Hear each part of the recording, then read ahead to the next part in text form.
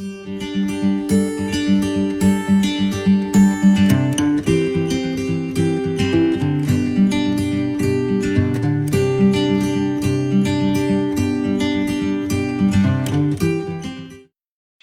we're here for another We're Open segment. Today, we've got Jessy Grant with us.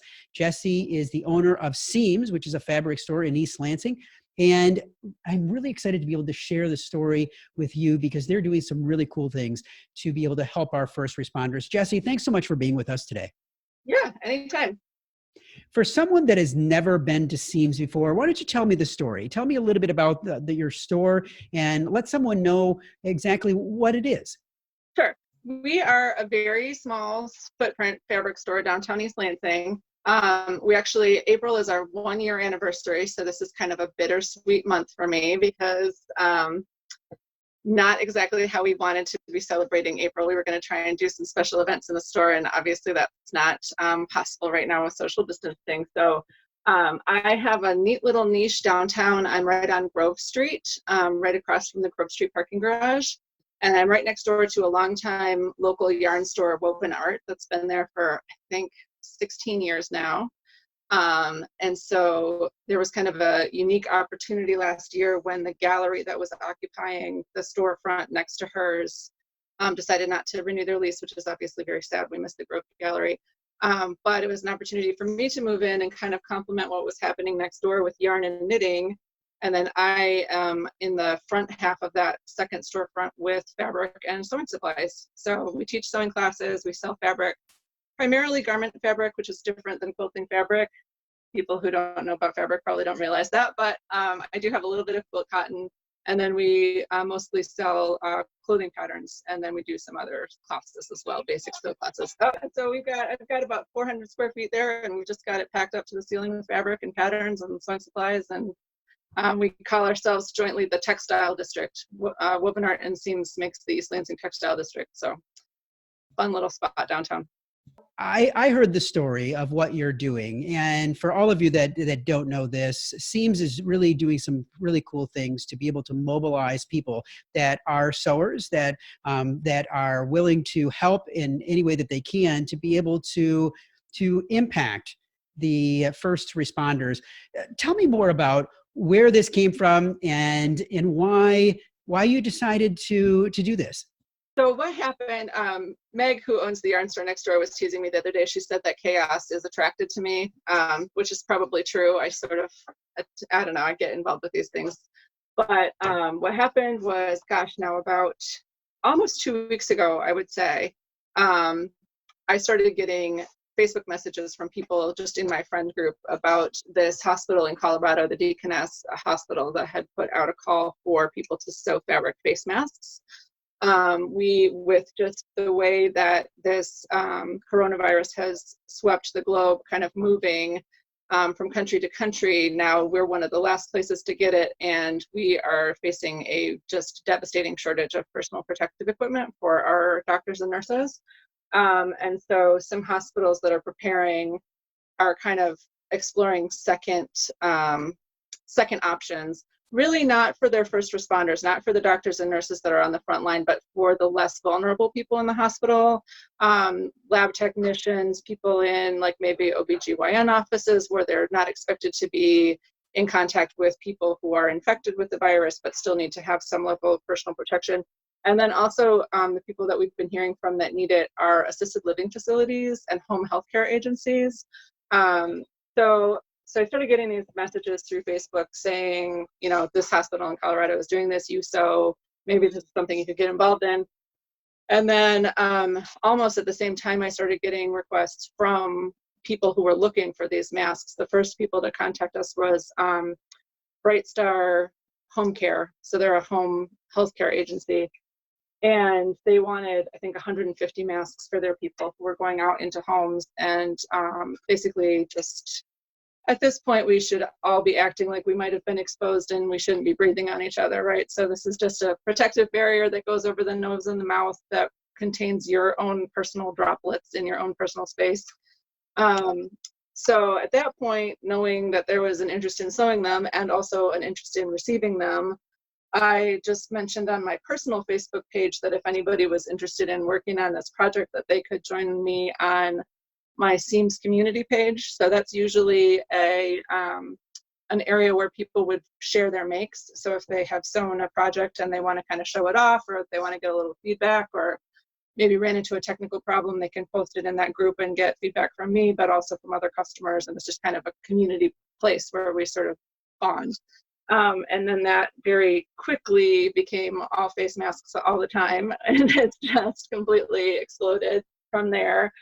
So I'm definitely not the only person in the area that is organizing this. There's a fairly organized group of statewide people that are trying to put everybody into a directory so that people can find people local to them that are sewing. There's been a very active group in Eaton Rapids that I've been in contact with and have donated some supplies to.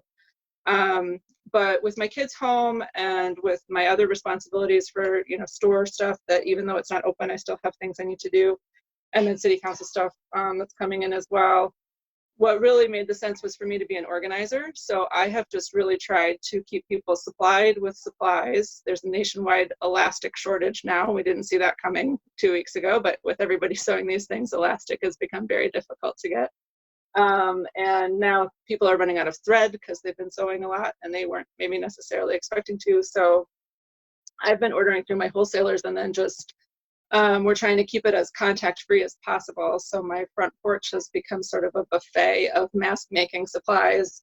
And the idea is that as long as you're sewing for donation, there's no payment expected for those supplies. You can kind of help yourself. And we weren't sure exactly how that would work with people who I didn't necessarily know coming up and, getting these supplies. But so far, everyone has been very gracious and seems really only to be taking what they would need. And a lot of people have been leaving small donations as well, which has been able to fund the supply of more supplies coming in. So really, I've just been kind of trying to be a drop-off point for donations, and then also a collection point for finished masks. And then I match them up with agencies that need them. So we did a tally, just self-reported tally in the group of people who have sewn over the last 2 weeks. And our total is approaching about 10,000 masks right now that have gone out in the mid-Michigan area, which is just a shocking number.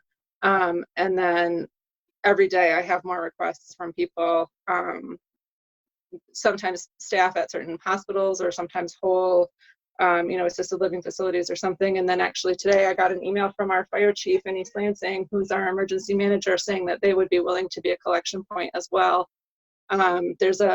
There's been a national, I don't think it's come out as an official directive yet, but there's been sort of a strong suggestion that maybe everyone should be covering their faces when they go out in public.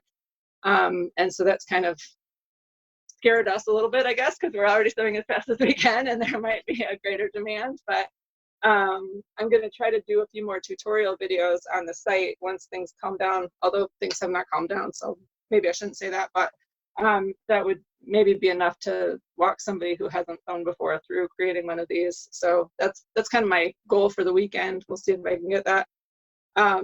There's simple to complex. There's a lot of different ones that are being made. So depending on your skill level and your interest, you could do a very simple pleated rectangle, or you could make something that was much more fitted. Some people are even putting wires in on the nose to kind of make a pinch over the nose so that they're more form-fitting.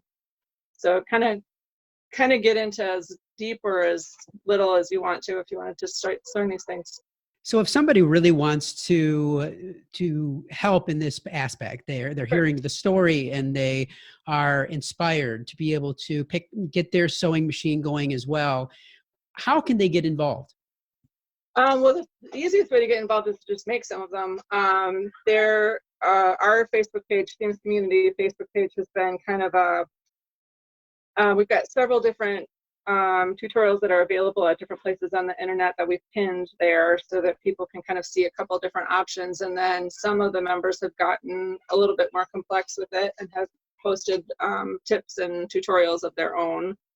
But really just starting with a simple pattern and, just seeing if it works would be the way to do it. The simplest one is based on just a rectangular piece of fabric. with elastic on each side to loop over the ears. It mimics a piece of PPE that's already in use in hospitals called an ear loop mask. That's not a sealed surgical N95 mask. It's really just a facial cover, which is what these would be a replacement for. So, or a complement to, maybe not a replacement for, but so yeah, you could certainly, I've had a lot of people offering donations, and I'm honestly running out of things to buy with it because I can't buy elastic right now. So I'm buying thread. We're doing a lot of donated fabric. If people had cotton fabric that's quilting weight cotton, works really well, and it's 100% cotton, so it's really washable, and it holds up to some of the bleaching and sanitizing that will be happening as these things get reused. So if people had cotton in their closets, that would be good. If people had a 1/4 inch or 1/8 inch elastic, I mean, this stuff is like, I could start a black market economy based on elastic right now because it's so hard to get right now, but we're giving it away for free as long as you're donating your mask. So that would be good. And then actually, I was talking to somebody at Sparrow today.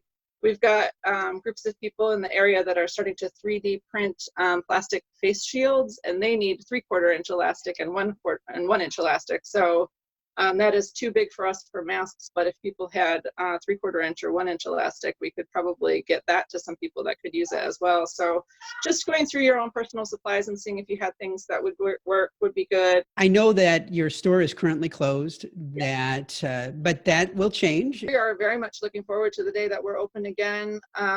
I'm excited that a lot of people have found me or found out about us that didn't know about the store before. I wish it was under happier circumstances.